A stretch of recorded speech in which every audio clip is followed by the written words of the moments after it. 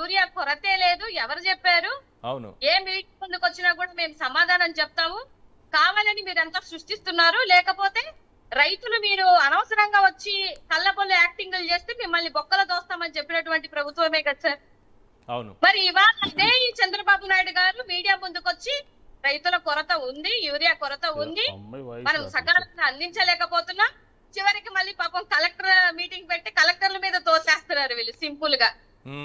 అసలు ఇవాళ చాలా నీట్ గా మన వ్యవసాయ రంగానికి సంబంధించినటువంటి మంత్రి ఆయన ఒప్పుకున్నారు సార్. ఒక అడుగు ముందుకేసి ఆయన ఒప్పుకున్నారు.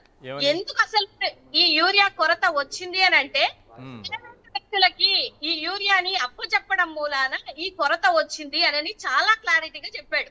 అవును. జనరల్ గా ఒక ఏడాదిలో 6 నుంచి 7 లక్షల టన్నులకి సంబంధించినటువంటి యూరియాని మనం వాడతాం.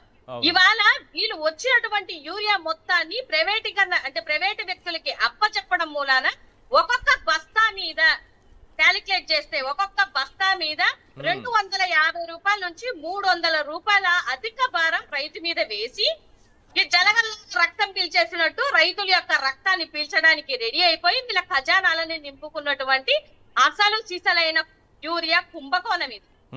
దీనికోసం ఎవరు మాట్లాడరు, దీనికోసం ఎవరు చర్చించరు.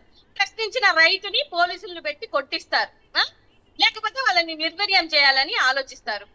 ఎంత నిసిగ్గుగా ఇవాళ వ్యవసాయ రంగ మంత్రి ఆయన అచ్చెన్నాయుడు గారు ఉన్నారు అని అంటే రైతుని ఎంత అవమానపరిచే విధంగా బఫేలో నిల్చుంటే ఎలాగైతే అక్కడ నిల్చోరా యూరియాలో లైన్ లో నిల్చుంటే తప్పేంటి అని ఎంత హీనంగా మాట్లాడుతున్నారు అని అంటే ఈయన నిల్చోండి సార్, వెళ్ళి తెలుస్తుంది ఆ కష్టం ఏంటనేది.